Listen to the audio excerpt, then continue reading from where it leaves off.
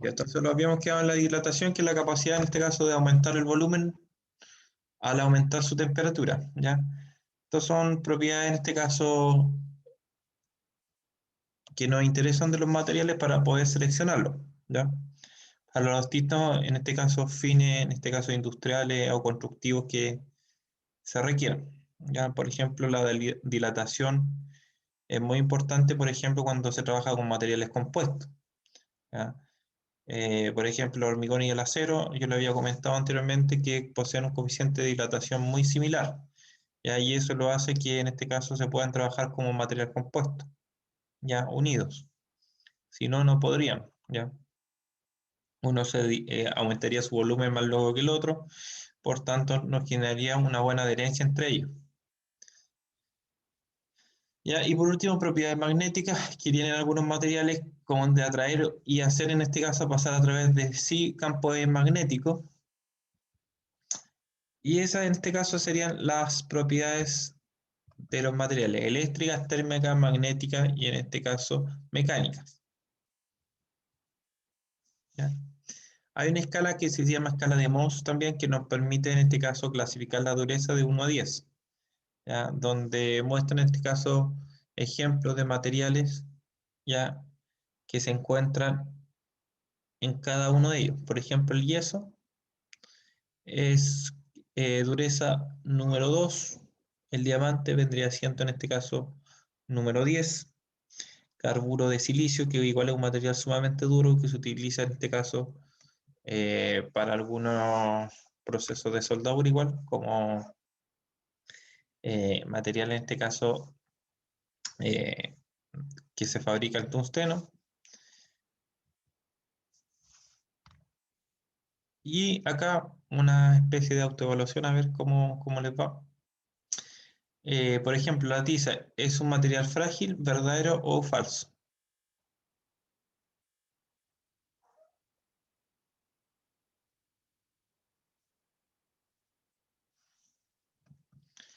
Verdadero o falso. Tiza es un material frágil, Sí, profe. entonces verdadero.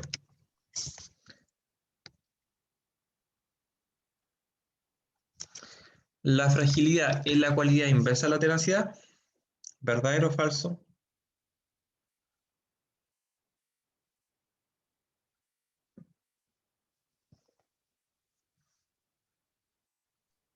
¿Verdadero igual o no? Verdadero, ¿cierto? Tenacidad es la capacidad, en este caso, de resistir a una fuerza generando deformación antes de romperse, y la fragilidad apenas genera deformación.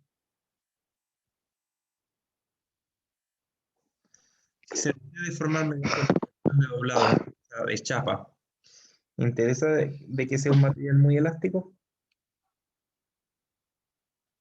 En el doblado de una pieza de chapa, por ejemplo, una pieza delgada. ¿Interesa que sea de un material muy elástico? En el proceso de doblado de una pieza. Sí, porque si no se rompe, ¿no?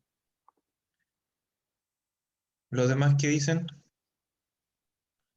Sí, concuerdo con el compañero. Un material elástico volvería a la forma inicial. Si se Entonces, para desea, doblarlo, mire, si se desea deformar mediante una operación de doblado, que es la operación de los cilindros que le mostré, una pieza de chapa, ¿interesa que sea de un material muy elástico? Ah, no, porque vuelve a la normalidad después. No, porque el ensayo lo que medía en el fondo era que si aparecían grietas o no en el material cuando se deformaba. Por tanto, nos interesa si el material es muy elástico o muy inelástico. No nos interesa esa parte. Lo que interesa de ese ensayo es que si aparecen grietas o no en el material una vez doblado. ¿Ya?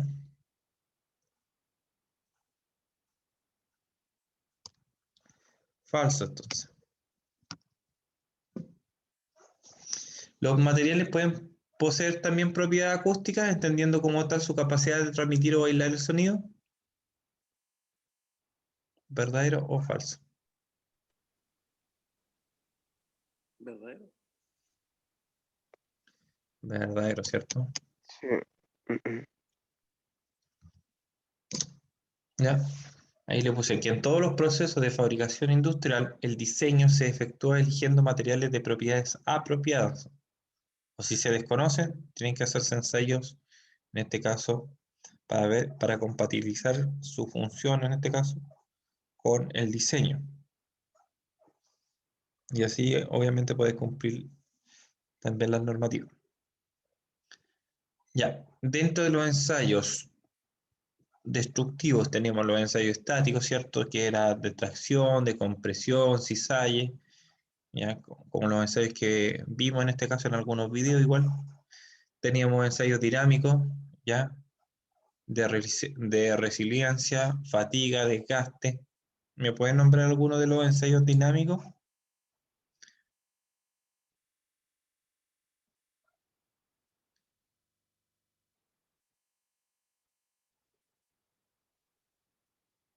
¿Cuál era uno de los ensayos dinámicos? Teníamos ensayos de compresión, de tracción, cisalle, ¿cierto? Que los vimos. Los ensayos dinámicos,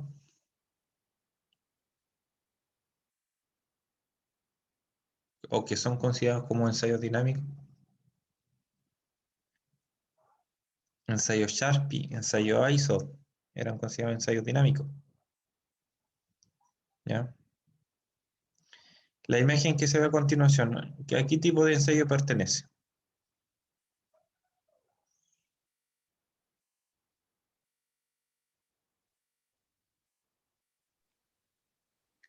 Tracción, parece. Pero Excelente. Tracción. ¿Sí? Tracción. Se tomaba una prueba de ambos extremos. ¿Ya? El ensayado y tracción, en este caso al estirar la probeta, genera un cuello. Y eso es lo que medíamos como diámetro final. Bien. También tenemos ensayos no destructivos que no los vimos porque en realidad no compiten mucho con la materia, pero solamente para que los conozcan. Los rayos X, los rayos gamma, ya en este caso para poder ver en este caso imperfecciones que no se encuentran a simple vista, por ejemplo de soldadura, que muchas veces el cordón de soldadura por fuera se ve impecable, pero por dentro tiene fisura o tiene granos, ¿ya? Que quedaron, poros. Por tanto, no se puede ver De qué la estaban hablando, profe, de la estructura de aquí? ¿Cómo? Me perdí un poquito.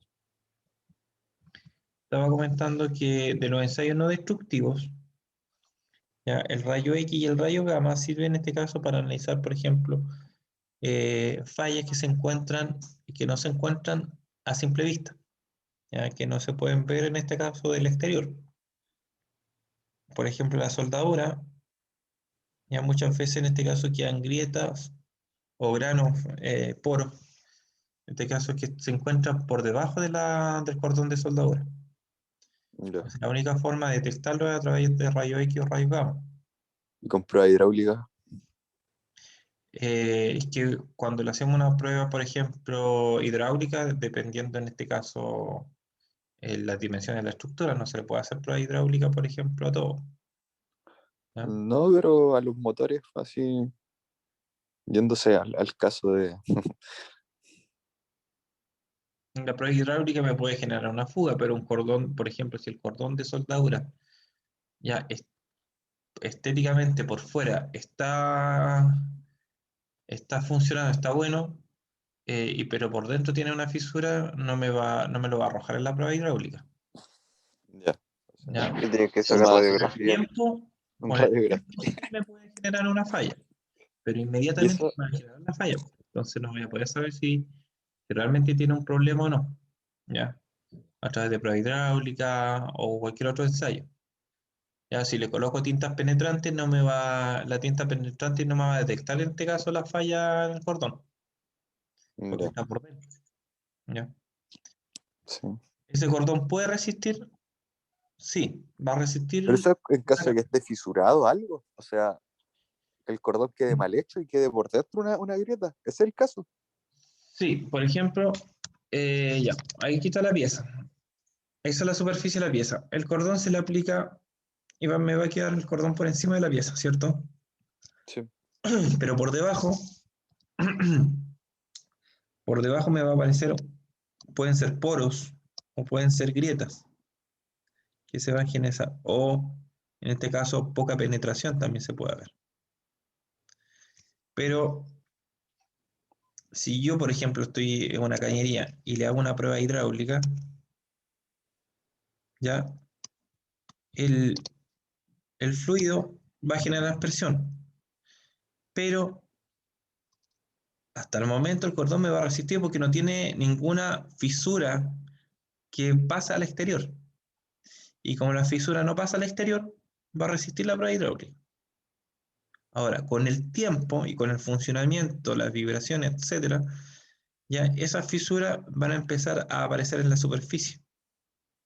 Y eso me puede generar una fractura en el material, en la parte del cordón de soldadura. Pero va a aparecer con el tiempo, no al tiro.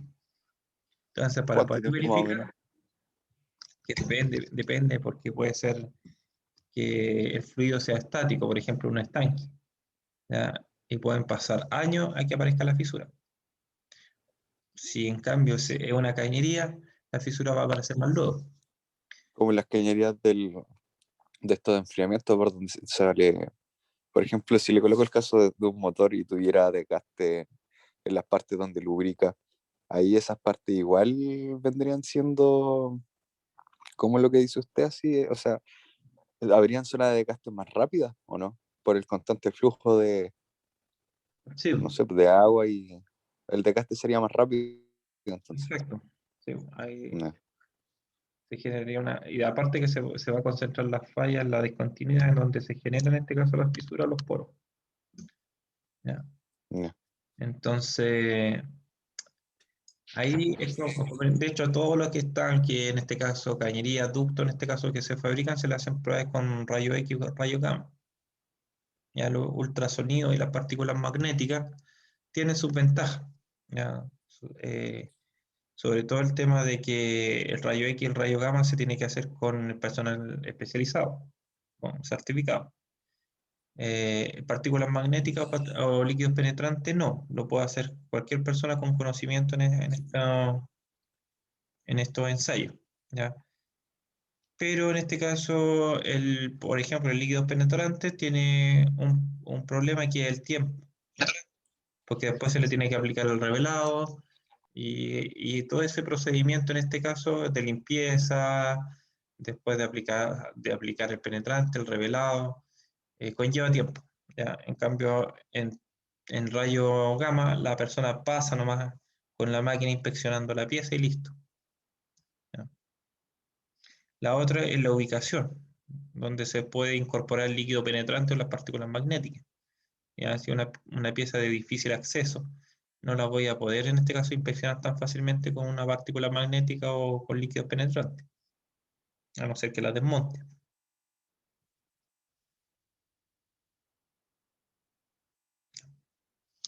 ¿Qué tipo de ensayos acá sirven para comprobar la aptitud del material para ser conformado mediante un determinado proceso de fabricación? Los ensayos de características, los ensayos tecnológicos, los ensayos de detección de defectos.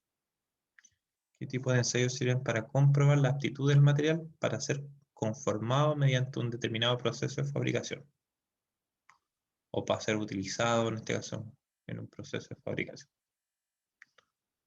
Los ensayos de características, ensayos tecnológicos, ensayos de detección de defectos. de características.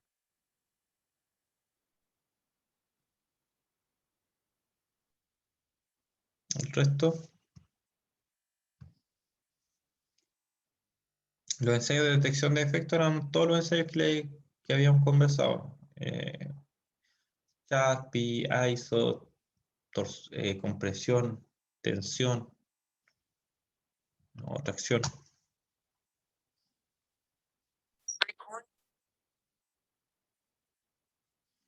¿Qué tipo de ensayos sirven para comprobar la aptitud del material para ser conformado mediante un determinado proceso de fabricación?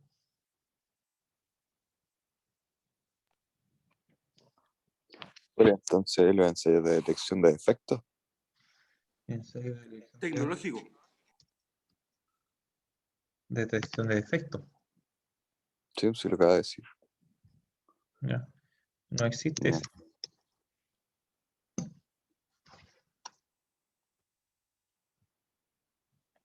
¿Qué tipo de ensayo sirve para determinar los puntos de transformación, por ejemplo, fusión de los materiales? Ensayo de características térmicas, ensayo de propiedades mecánicas, dinámicos, ensayo de detección de defectos por líquidos penetrantes.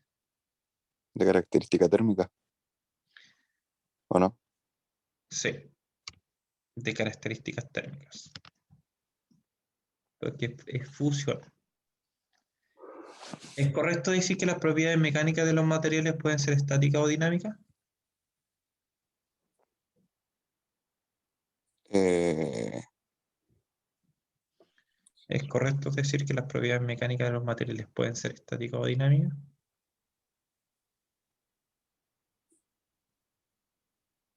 no sé. Sí. Yo creo que sí, profe.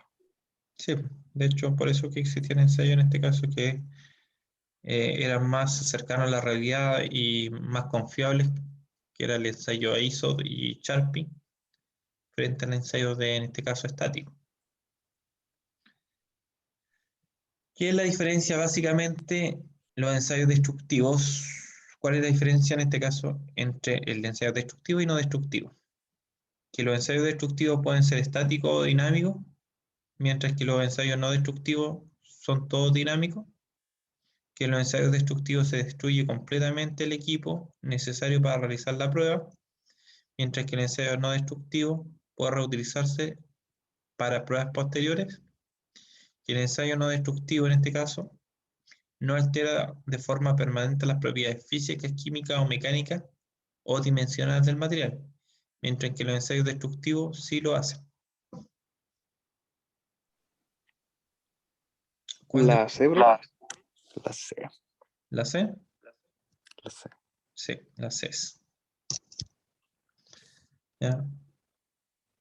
El ensayo destructivo destruye en este caso la probeta, pero no el equipo para realizar la prueba.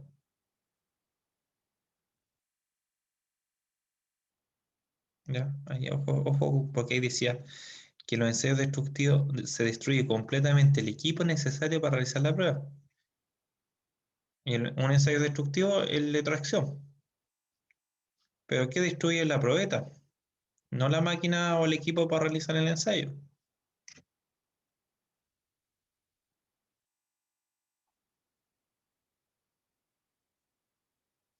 Un ensayo no destructivo también puede ser estático.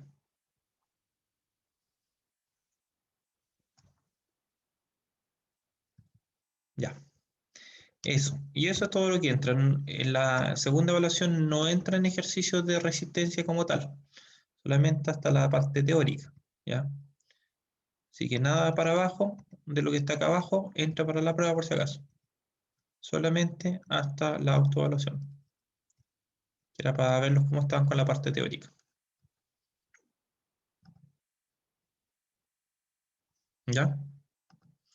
La evaluación se la había dejado acá, puesta en la unidad 2. La evaluación TAC tiene fecha el 22 de junio, de 9:30 a En 2 12 semanas. p.m. El próximo martes. ¿Ya?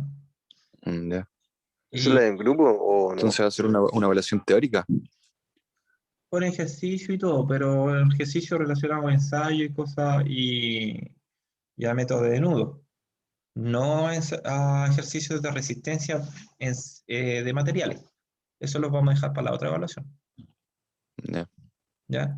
La evaluación 2, en este caso, es una prueba tal como la han hecho anteriormente, la alternativa.